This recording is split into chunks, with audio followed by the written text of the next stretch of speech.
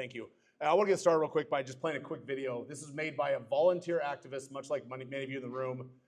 And this is what we're able to do with volunteer efforts. So I'm going to play this quick video. It was stated that only 5 times we have declared war in our history. True. But who's going to stand here and say that men that died in Vietnam and in Korea weren't in a war? Defend the Guard is one of the most important and exciting things happening in American politics today. Simply put, Defend the Guard legislation says that the states will refuse to allow the president to nationalize their Guard troops for overseas combat without an official declaration of war by the U.S. Congress. It's not like hippies who are against the war. It's badass combat vets who are telling you exactly why, short of a congressional declaration of war, you do not have the right to use the National Reserve. So you know what I mean, for your phone. In other words, never again. Since Congress, of course, will always refuse to take responsibility for the wars they finance. You tell that widow, or you tell that orphan, I'm sorry, son, but your father had to die because we didn't want to lose federal subsidies. The PBS NewsHour came out and did a 15-minute segment on Defend the Guard last year. Everywhere they testify before state legislatures, the Pentagon races to send a 2-star general to try to intimidate the states into sticking with the status quo. Do you know what that means? It means that the Defend the Guard movement is hitting the war party right where it hurts. It puts the brakes on before we rush headlong into some unnecessary war again. Great nations do not fight endless wars. It's just true. And now the majority view. These wars do not serve the national interest, only narrow special interests. And while the government can safely disregard public opinion on almost every issue, without the mass support of the right, they just can't do it. If you really want to honor veterans, quit making them. To save America, we've got to abandon the empire. This is a very sound effort to bring back, once again, the constitutional responsibility of all of us. The spell has been broken. Americans can be tough, but smart. Learn more at bringourtroopshome.us and defendtheguard.us.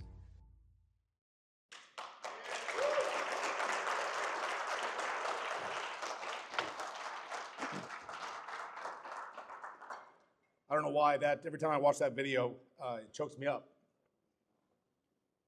But all right, we're not going to do that tonight. I want to say thank you, first of all, for having me here. I can't tell you what an honor it is to be here with the Libertarian Party of Tennessee. But before I get started, I want to take a moment and thank a few folks who made this possible. First, let's give a round of applause to our state chairman, Josiah Baker, and the rest of the executive board for putting on an event that is unprecedented here in Tennessee. Well done. I also want to recognize a man who we've heard his name several times. He just won the Dolly Parton Award, which I found out what it means, and I'm so proud of him. But I want to recognize Zach Tatum, Sam, and all the other activists who are, I can't even tell you how much these people mean to me, but specifically Zach and Sarah and Sam for opening up the dialogue between me and the state party and proving that libertarians are actually capable of organization. Well done. That doesn't happen very often. For those of you who don't know me, my name is Dan McKnight. I'm a 13-year veteran of the United States Marine Corps, the United States Army, and the Idaho Army National Guard, and I was deployed to Afghanistan in 2005 to 2007, and now I spend most of my full-time effort in this glorious hobby of mine to bring our troops home from the endless and undeclared wars overseas. I'm the chairman and founder of Bring Our Troops Home. It's a veteran-led organization dedicated to ending America's unconstitutional wars, and we are the national sponsor of the Defend the Guard Act, the single most important and effective piece of anti-war legislation in our country's history.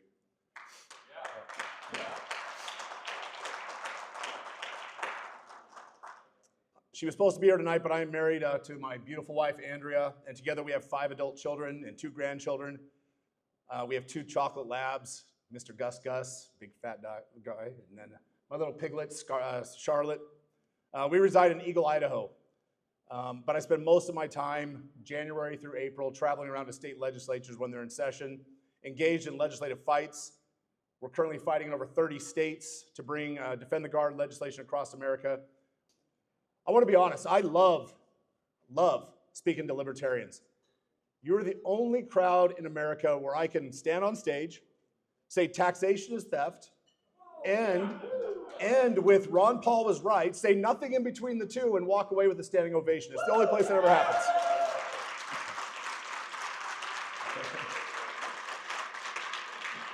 My point in case, most political conventions are filled with people debating which war to start next, how much money to print, whether we should ban gas stoves. Meanwhile, at the Libertarian Convention, we're taking regular scheduled breaks to go vape.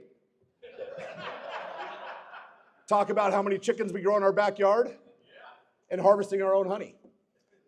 You're my kind of people. But in all seriousness, there's one thing about libertarians that get right better than anybody else, and that's understanding the disastrous consequences of war.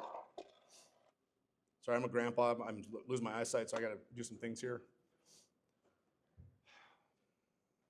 Folks, war is not just another government program. It is the most destructive, most authoritarian, most violent tool of state power. And no institution embodies that abuse more than the federal government's exploitation of our own National Guard. The greatest lie the federal government has ever told is that they actually need our permission to go to war.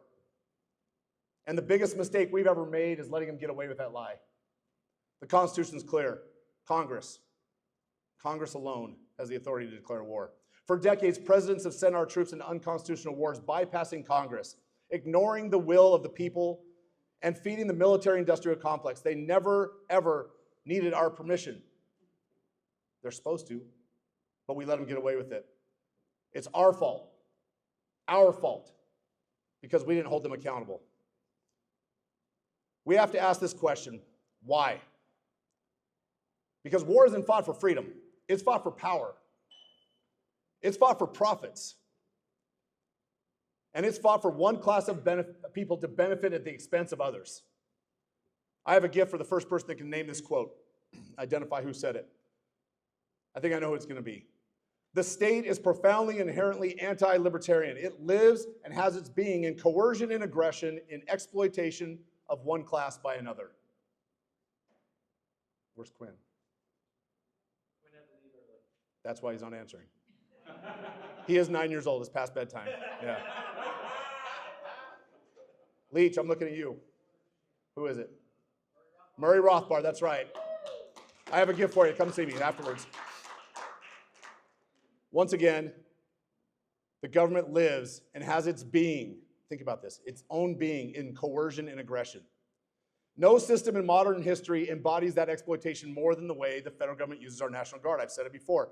They take working class men and women from Tennessee, from rural Tennessee, from the cities, underprivileged, promise them that the military is their way to escape their life, and then they send them to overseas wars and tell them to risk their lives for God and country to wrap themselves in the flag.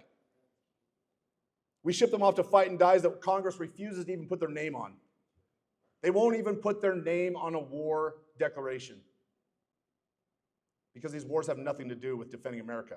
Meanwhile, the people who are making the decisions, the politicians, the bureaucrats, the defense contractors, they sit in Washington and cash checks.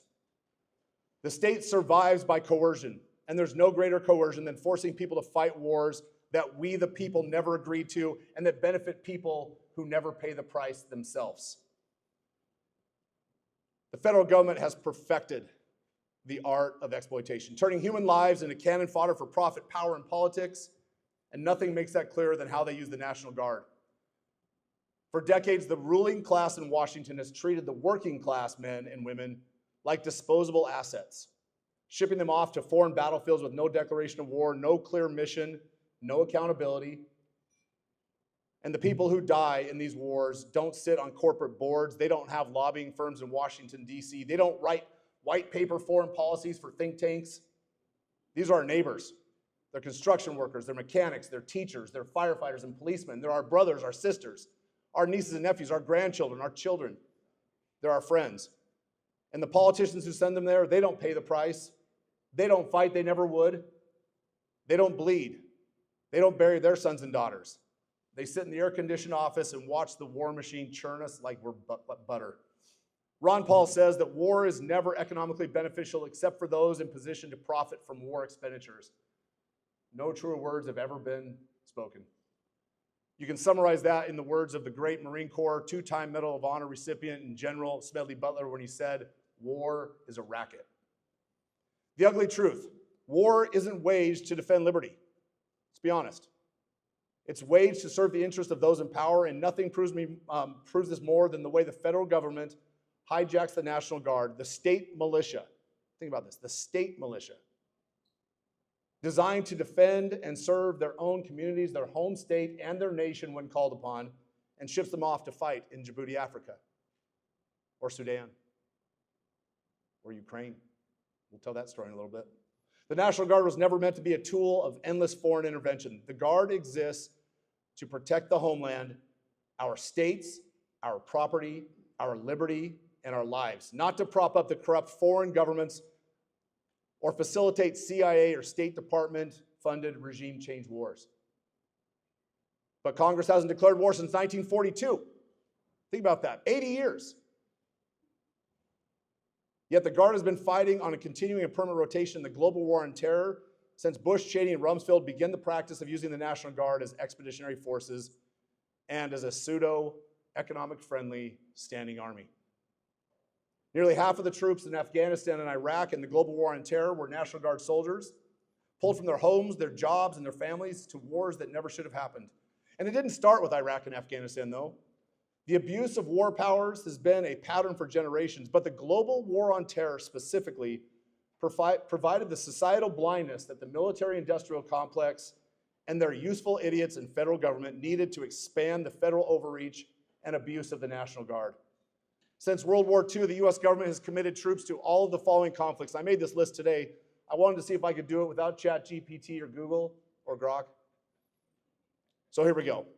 Korean War, the Lebanon crisis, Vietnam War, Bay of Pigs, Cuba, Dominican Civil War, the Korean DMZ, Lebanon again, Grenada, Libya, Persian Gulf, the Tanker War, Panama, the Gulf War, the Iraq no-fly zone enforcement, Somalia, Bosnia, Croatia, Herzegovina, Haiti, Kosovo, Afghanistan, Yemen, Iraq again, Northwest Pakistan, Somali Civil War again, Operation Ocean Shield, Libya again, Uganda, Iraq 3. Do I need to say it again, again, again? I'll make sure I get it right. Syria and Libya again, again, Djibouti, Congo, Sudan, and Kenya. Off the top of my head. There's actually 87 that I could find when I went to the internet and looked. And we define war by, oh shit, I'm being shot at, and oh shit, and I'm shooting back. That's my definition of war. Congress doesn't call any of these things war, but you tell the men and women that went to Vietnam that what they did wasn't a war. Once again, Murray Rothbard, the state is profoundly and inherently anti-libertarian. It lives and has its being in coercion and aggression, and in the exploitation of one class by another. And it's time for that exploitation to end. It's time for the states to take their power back, and it's time for what we call defend the Guard. If there's one issue that should unite every single libertarian in this country, it's this one. And I believe defend the Guard is the most important libertarian issue today, because war isn't just another government program. It's the most destructive, most authoritarian, most violent tool of state power. And no institution embodies that abuse more than the federal government, once again, with the way they use the National Guard. And I know firsthand. I told you I was in the Marine Corps, in the Army, and the National Guard. I joined the National Guard in Idaho on September 12th of 2001. I'd ended my tour in the Marine Corps in the 90s, transferred to the Army because of some Bill Clinton funding issues in the Marine Corps, served a tour in the Army, went home, started my wasteful secondary education or higher education at Boise State University. What a waste. And after September 11th, I knew that the Idaho Army National Guard, being an attack helicopter battalion of Apache helicopters, would be the perfect unit to avenge that action on America. So in 2019, after I got back, I'd been home for 12 years. 12 years I'd been home. And in that 12 years, I'd become a societal dissident. I grew a long beard. I got really angry. I ballooned up to well over 300 pounds. I lost my family, I lost my home, I lost my business that I had started before I left. And returning home from Afghanistan, I was injured, frustrated, I was angry. And I got a wake-up call in 2019. One of my best friends from the National Guard was heading back for his 6th combat tour. 6th. as a National Guardsman, as a small business owner, as a dad. And for what? Nobody could answer it. So around that time, I was introduced to a great libertarian author named Scott Horton in his book, Fool's Errand. Anybody that knows that book, go ahead, let's hear it. I'd met my new wife, I'd gotten healthy again, I'd started getting back into life, and I was on my honeymoon with this brand new copy of Fool's Errand, and I'm laying on the beach in the Dominican Republic. My beautiful wife's laying next to me, and I'm screaming at the book. Screaming. Suddenly, everything in my brain clicked. All the anger I felt, all the things I knew to be true, everything I learned in 4th grade civics class, it all clicked. It all came together. I knew that the war wasn't about defense or liberty, it was a racket. I knew it. It was a business model. It was a machine that would never stop on its own. There's a lot of backstory that goes into what happened next. I don't want to waste the time tonight, but I contacted my senator, United States Senator. His name was Jim Risch. He had just become the chairman of the Senate Committee on Foreign Relations, and I knew if anybody had the power to stop this madness, it was him. So I talked to him, and he looked me dead in the eye, and he said, "I'm done with nation building, Dan. I'm the chairman of the Senate Committee on Foreign Relations. I'm done sending American lives and treasures into countries that just don't want us there." I thought, my God, I believe you. Old Jim Risch jumped on a plane and went back to Washington, D.C., and 3 times in the next 90 days voted to extend the wars in Afghanistan, Iraq, and Yemen indefinitely. No end date, no mission, no definition of success, no oversight. I'm in the Libertarian convention, so I'm going to be a little bit free with my language. He just wrote a goddamn blank check to the president.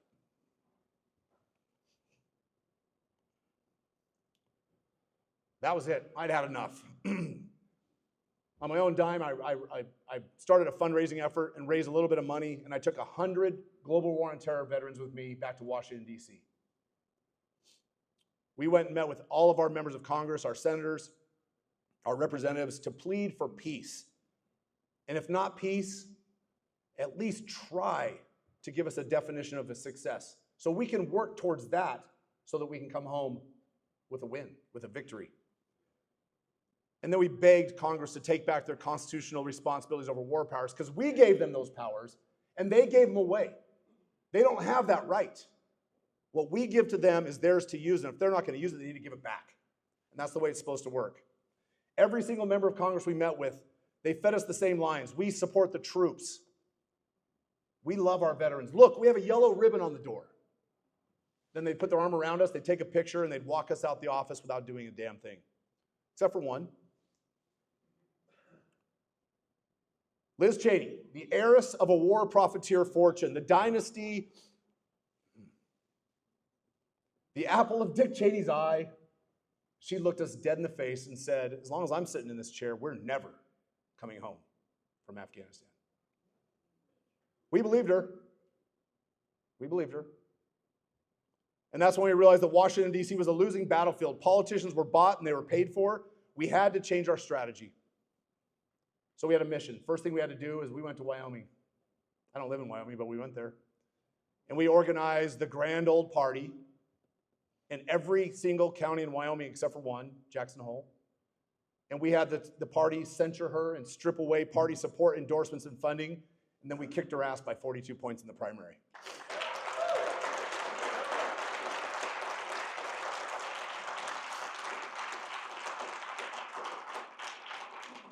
But the real battle wasn't about one politician. It was about stopping the machine itself, and that meant that we had to change the ground that we were fighting on. We couldn't fight in the swamp. It wasn't favorable. We didn't have the high ground. That's when we discovered Defend the Guard. It was a bill written by, it wasn't a bill written by think tanks or politicians. It was introduced, and we saw him on the film, Delegate Pat McGeehan in West Virginia. He's a veteran and an Air Force Academy graduate. He served in the global war on terror. He's a brilliant philosopher of the libertarian mindset. He gets it. He studies Thomas Aquinas and the just war theory. He's working on a doctorate degree. He's starting a private university in West Virginia with private funds to teach American exceptionalism, constitutional law, and training National Guard officers absent of West Point, sending them somewhere else to get trained. Pat McGeehan is an absolute original gangster, and I love that man. But he'd run the bill for 5 years. And he hadn't gotten any traction because this movement can't be about one man. And so we took the bill. It's called Defend the Guard, and here's what it says. The National Guard of the state of West Virginia shall not be released into federal service for the purpose of fighting in an overseas war unless Congress has first declared war as required by Article 1, Section 8 of the Constitution. That's the whole bill. That was it. Pretty easy to understand, right? No loopholes, no bureaucratic nonsense, just forcing the federal government to follow the damn Constitution. And we took that bill, we polished it a little bit because there's some things that were missing that need to be added in.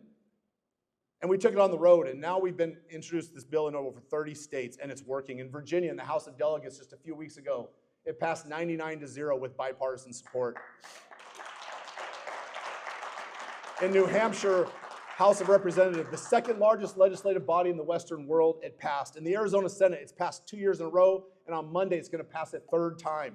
Idaho Senate passed. We've had major victories in South Dakota, Maryland, Maine, Georgia, and more in legislative committees. And on Wednesday, we're going to do it here in Tennessee.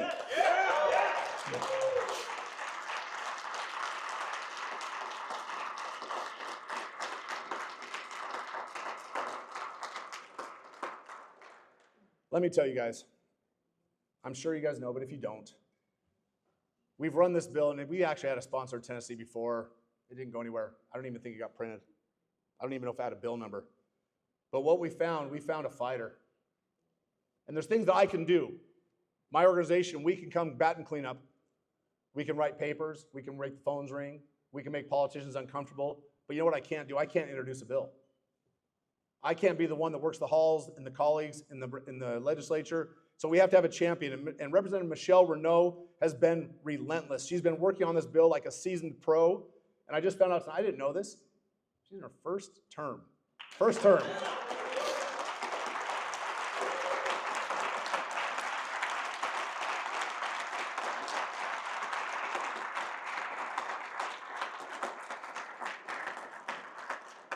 So it's nice that we recognize her here tonight, but Libertarian Party of Tennessee, what I need you to show up on Wednesday.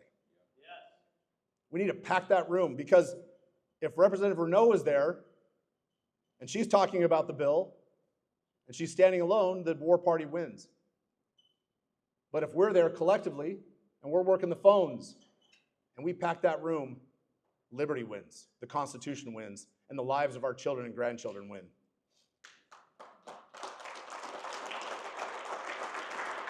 I'm going to make an argument that some people may find offensive, and I apologize to the constitutional carry folks in the room. I love you very much. To the school choice folks, I love you too. To the food freedom folks, I love you. But Defend the Guard is the most important libertarian movement in party history, and there's no issue where your influence has greater impact than this one. This bill's been endorsed by the Libertarian National Party, by Justin Amash, Ron Paul, Knoxville Mayor Glenn Jacobs, Dave Smith, Tom Woods, every single 2024 Libertarian presidential candidate, RFK Jr., Tulsi Gabbard, Pete Hegseth, Vivek Ramaswamy, Jesse Ventura. I could go on and on and on, but those are the only names that really matter in this room. So this is not just some interesting policy proposal, as one general called it recently. This is the single most significant libertarian-led anti-war movement in modern history. Libertarians have always been on the right side of foreign policy, always. We've always been the anti-war party, always. Not because we're hippies, not because we're afraid of the fight, but because we believe in non-aggression. We don't believe in putting our will on somebody else, but we will defend ourselves, and when we do it, look out. You want to talk about leveraging your own power. In state legislatures, your voice carries real weight. You're not lost in the noise of Washington, D.C. You're not lost in the discussion of party politics and the two major parties that both suck, by the way. I'm a national delegate to the RNC, by the way. Thank you. But this is how the Libertarian Party stops being that fringe third party and starts being a legitimate political force. But it only happens if you understand the difference between philosophy and action. And that's where activism comes in. Thank you. When you combine the libertarian mind with effective political strategy, you win, we win, America wins. And that's what I want to teach you tomorrow at the Political Leadership School. And by the way, shameless plug, you should be here tomorrow. You should. 9 to 5. It's a full day of training. Lunch and snacks are provided. Sam, is that still coordinated? Okay, all right. It checks out. And I guarantee it'll be some of the best political education that you've ever received. Because when you take pure libertarian principles, I feel like I'm preaching to the choir right now. When you take pure libertarian principles and you match them with real tested effective activism, you become unstoppable. You're no longer the protest vote. You're no longer a philosophical debate club. Raise your hand if you're guilty of this. We are, yes. You become a force, and that's exactly what Tennessee needs on Wednesday at the Defend the Guard hearing. Be there, make them feel the pressure, let them know that Tennessee will not stand by while the federal government continues to exploit our National Guard, because if you won't, who will? Some people want to paint Defend the Guard as a purely libertarian issue. I accept it. But it's more than that. This isn't about party lines. This isn't about right versus left. This is about the Constitution. It's about war and peace. It's about life and death. And when you take an issue that is this fundamental, this important, and you put it in front of honest people, and it doesn't matter what party they belong to, they see the truth. You see the scales fall from their eyes when you speak truth.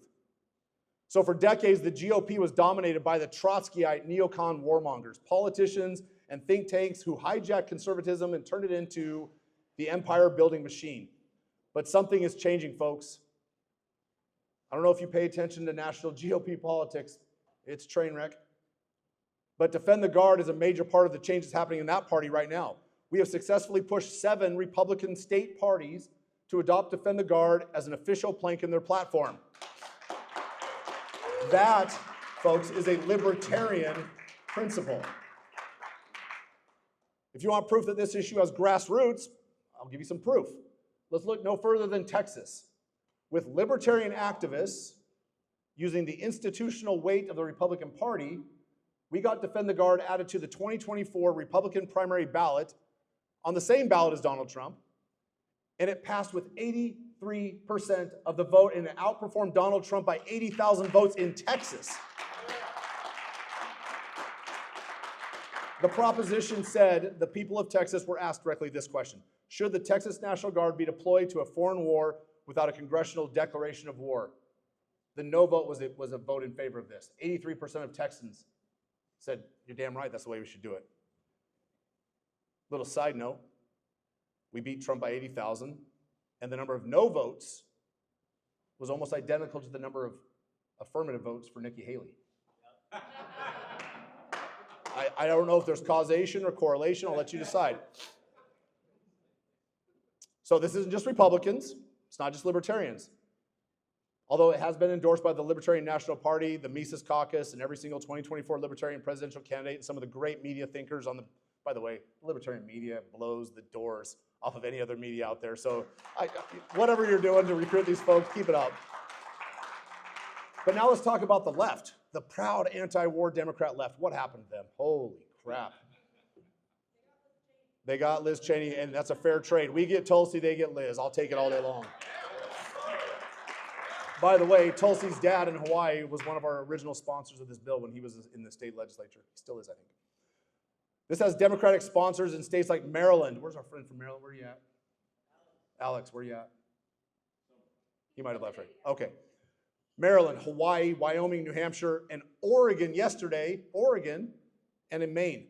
At the Rage Against the War Machine rallies over the past 2 years, I've shared the stage with some of the most principled voices in the anti-war movement, libertarian champions like Dave DeCamp and Scott Horton, courageous Democrats like Dennis Kucinich and Tulsi Gabbard, and fearless independent journalists like Max Blumenthal and Garland Nixon. And let's not forget about our very own David Banner. Where are you at, David? Yeah, yes. Who's here today? But it wasn't just libertarians, progressives, and independents. This coalition brought together America First conservatives for the first time. So the dissident right and the crazy, wacky left and the libertarians, wherever they come down on that spectrum, or any spectrum for that matter, all united together in an anti-war voice. The outer edges of the political spectrum found common ground, and when this happens, folks, when this happens, the establishment, the moderates, begin to fear. We are the disruptors. So let's be clear. Both parties, Republican and Democrat, they failed us on the issues of war. Democrats campaign on peace and diplomacy, and then when they get the chance, they bomb the hell out of the wedding parties and funerals in Afghanistan and Yemen. Republicans campaign on America first, and then sell out to the defense industry the moment they get elected. They talk about patriotism, but they have no problem sending your state's National Guard in unconstitutional wars for decades on end. They talk about limited government, but they think the most powerful force on earth, the U.S. war machine, should have zero restrictions. That's why we fight in the state legislatures, folks, not in Washington, D.C., because the states do have power. Don't let them tell you they don't. The states have power over U.S. foreign policy because the states created the federal government. The states did. This is what James Madison meant when he said the states should be the strongest check on the federal overreach, and that's exactly what we're doing. So your job as libertarians, let's talk about that for a second. Build the coalition. Build the coalition. Build the coalition. There, I said it 3 times. Now it's committed to memory. Because what we don't want to do is go online and debate things that aren't really important. We want to have real action. But your job isn't to just agree with things like defend the guard. Your job is to bring more people to the fight. All right, that means talking to the America First conservatives. Ew, I get it.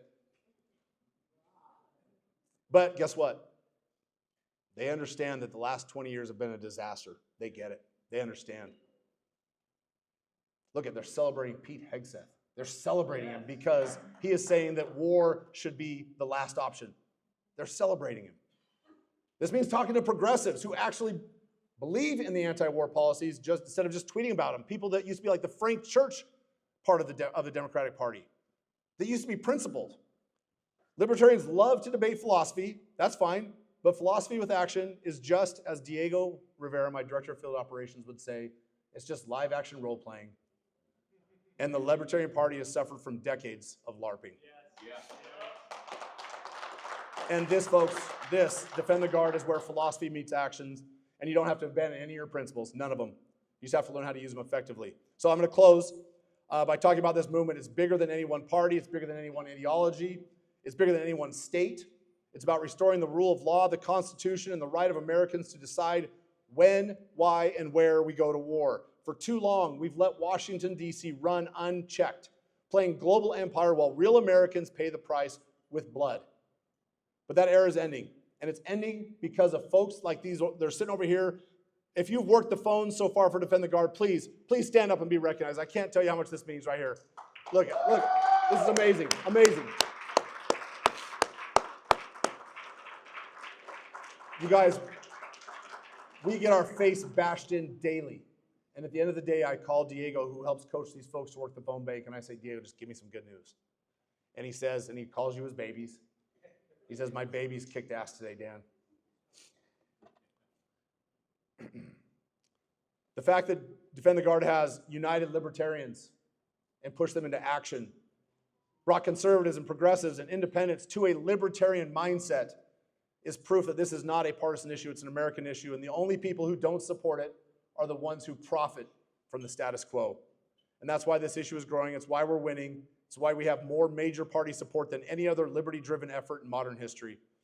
So this isn't just a policy fight. It's a fight for future war and peace in America. It's a fight for the National Guard. It's a fight for the Constitution. It's a fight for our children and their grandchildren.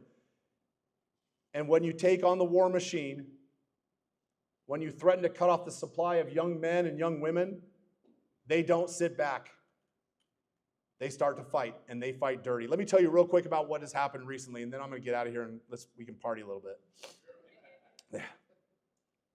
The National Guard Bureau, the federally funded, taxpayer-funded machine leading the opposition against Defend the Guard, has deployed their own generals to stop us. It's daunting. I was just a sergeant. I was just an E5. I was an enlisted man. I'm fighting generals. My mama's proud. They send 1- and 2-star generals into state legislatures to kill this bill, wearing their full battle dress uniform, shining stars on their collar, ribbons on their chest, using their rank not to protect liberty, but to intimidate legislators into submission. They sit in committee hearings. They issue not so thinly veiled threats about hundreds of millions of dollars of withheld federal funds. I'm sorry, you mean the funds that we paid in taxes? And you're going to take away the services that we paid for? Eat a bag of them. They take legislators on free helicopter rides to show them the might and awe of federal war machine, making them feel like kings for a day and telling them all of this, all of it, all this equipment, all the money will be taken away if you get out of line. They bring in JAG attorneys, staff officers, Pentagon bureaucrats, convoluting and distorting United States Code, the Constitution, misquoting federal law, and outright lying about what Defend the Guard does. They bury lawmakers in legal jargon, hoping to confuse and intimidate them into inaction. And just this month, the National Guard Bureau of Tennessee, right here in your home state, they held their state convention in Nashville. Excuse me, you're right. I apologize. The National Convention, where they instructed their officers on how to defeat the Guard. You know who sponsored that convention? Anybody take a guess? I'll give Northrop Grumman, Lockheed Martin, Raytheon. You're right. You're right. And they spent our taxpayer funds teaching National Guard officers how to defend the Guard. Do you think we're over the target? We're over the target. Yep.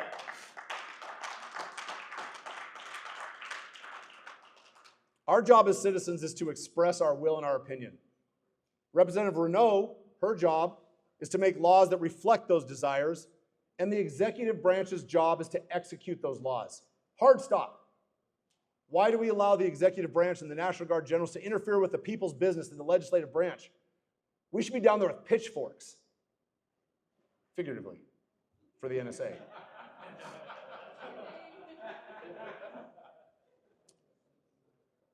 That's where the National Guard belongs. That's where they are, is in the executive branch.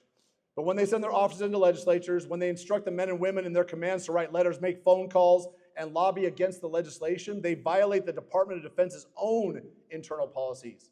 DoD Directive 1344.10, for those of you keeping track at home, prohibits political speech by uniformed military men and women. Prohibits it. More importantly, they violate the moral and ethical code that we learned in elementary school, the separation of powers. The military does not make the laws. The military does not lobby against laws. The military does not interfere with the people's representatives, and yet that's exactly what they're doing. And this is what happens when the war machine's threatened. They don't care about the law. And I'm not talking about the men and women in uniform, folks. I'm talking about the leadership. I want to make that very clear. All right, last story about Montana, and then I'm out. Last week in Montana, a delegation from the American Legion state leadership, they showed up in opposition of Defend the Guard. Who knows what the Defend the Guard, or the American Legion was created for? Anybody? What's that? It was created by veterans, for veterans, with a charter from Congress for one generation of veterans to take care of the next generation of veterans. Let that sit for just a second. They were there to lobby against Defend the Guard, standing against a bill that simply enforces constitutional war powers. Their own national commander, the American Legion's own national commander, said this: "Our nation's founders made clear that the declaration of war is a solemn and sole responsibility of the U.S. Congress. A strong national defense is an original pillar of the American Legion. Forever war is not. The American Legion calls on Congress to once again follow the plain text of Article 1, Section 8, Clause 11 of the United States Constitution." Yet the state leadership in Montana showed up in opposition. And here's what I find most appalling. Not one single member of the Montana delegation of the American Legion was under 70 years old. They were yesteryear's veterans, supposed to be there taking care of this generation's veterans. And they were there in direct opposition. But everyone who stood in support of Defend the Guard, every single one who spoke before the legislature and demanded change, every one of them was a veteran of the global war on terror. Age ranges 24 to 50. Because we're the ones who fought these wars. We're the ones who lived through them. And we are the ones who refuse to let this cycle go on for one more generation. And we're done allowing them to do it. Where were the institutions protecting the men and women who fought in these same wars for 3 generations? This story breaks my heart. The first expeditionary forces into Afghanistan, there was a command sergeant major whose son, who had just joined the military, went on the same deployment with him. When he left, his wife was pregnant, had a child. Decades later, he deploys on another combat tour. This time, he is a sergeant major. And his son, who was born on his first deployment, was on the deployment with him as a young Marine. Grandfather, father, and son, all fighting in the same war. The same war. because Congress doesn't have the balls to do their job and stand up. And before we put our boots on the ground, they put their name on the line, and we've got to demand it. This is the last call of action right here. We have to make them do it. I want to skip over Syria. Do you guys want to talk about Syria? Should I skip? Yeah. No, I'll make it quick. If you don't think the National Guard won't be the majority force in the next war, let's look at what happened 2 months ago. In 2014, I know that's not 2 months ago, I'm good at math, even though I'm a Marine. In 2014, President Obama did something rare. He went to Congress and asked for a declaration of war to go fight a war in Syria. What did Congress say? Nope, we're not going to do it. The surge in Iraq had been going poorly, the war in Afghanistan wasn't popular, and Congress said no. So, being principled and constitutional scholar that Obama is, he went anyway. Remember what I said at the beginning? The greatest lie the government ever said is that you have to give permission to go to war. When the war started, fewer than 3% of the boots on the ground were from the National Guard, but decades later, in December of 2024, when the al-Assad regime fell, more than 58% of the boots in country were from the National Guard. This is a pattern of all undeclared wars. No oversight, no accountability, no limits, just perpetual war, creeping escalation, and eventually, the National Guard is pulled in to sustain the mission. And the worst part is that for over a decade, the Department of Defense lied. They lied to 3 presidents, to Obama, to Trump, and to Biden, and they said there were 900 US troops in Syria. December 10th of 2024, after Trump had been elected and appointed Pete Hegseth, and they said they were going to rip the curtains open and look at everything and shine the white-hot spotlight, the Department of Defense said, oh, by the way, oops, can't pass an audit, and there was more than 2,000 troops in Syria. My bad. Not 900, 2,000. So we didn't trust a word they said, so we went out and did an independent audit. We looked at hometown newspapers all around the country in 2024. We found out that 1,200 National Guard troops were in Syria.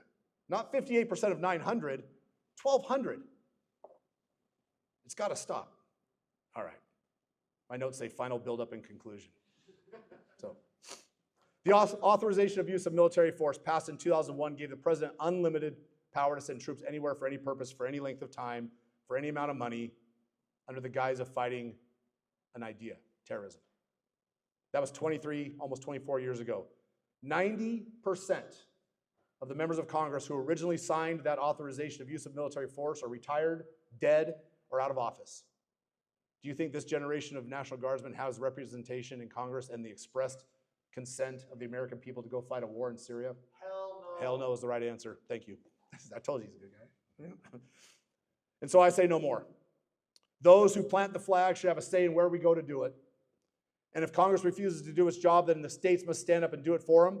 And that's why we fight, that's why we're here, and that's why the Defend the Guard Act must pass now. So I'm going to ask you to do 5 things. I lied. I took one off. 4 things. I told you I'm really bad at math. I'm going to ask you to show up at the hearing in Tennessee and support Representative Renault. I'm going to ask you to learn how to effectively pressure our state legislature, get training from our organization either tomorrow or by going and giving us 15 minutes a week to work our phone banks. And you can do that by going to www.defendtheguard.us/phone bank.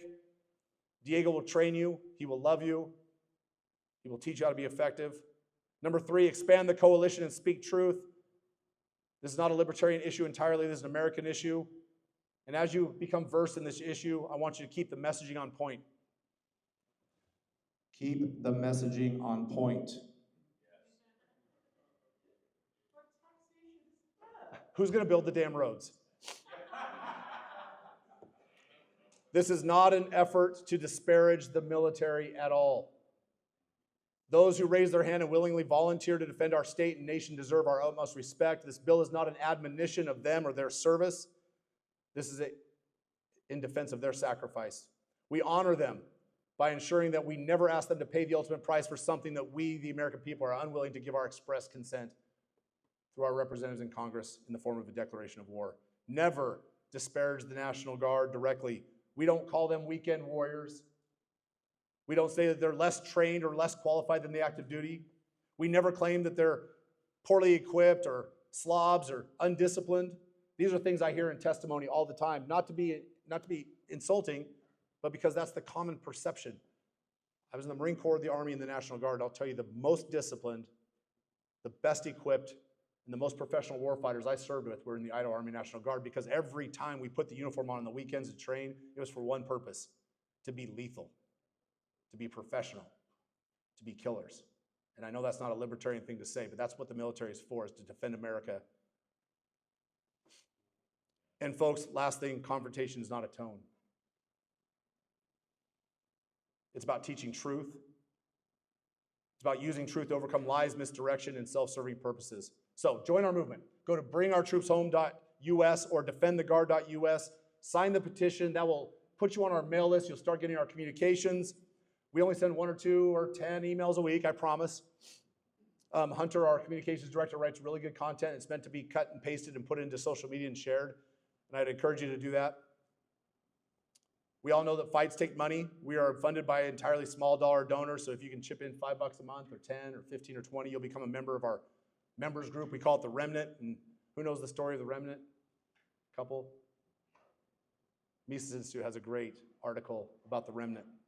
The Remnant are Americans who still believe in this country's founding principles: liberty, federalism, and non-intervention. And when you join the Remnant, you're locking arms with other patriots. The Remnant must rise. Folks, there's always been a remnant. It's a small group of people who refuse to conform, a minority who held firm in the face of the empire, corruption, and destruction, people who knew the truth and carried it forward even when no one else would. In the book of Isaiah, the Lord speaks of the remnant that will remain. He says, though the people may turn their backs on righteousness, though the mighty may fall, there will be a remnant. People who do not bow, who do not break, who do not surrender. That is who we are. That is who you are. And every major liberty in American history started with a handful of people just like you who decided to show the hell up. So my challenge is, will you rise? Will you pack the hearing room? Will you make the phone calls? Will you spread the truth? Will you become the remnant and save this country from its own destruction? Because if not you, then who? Thank you very much.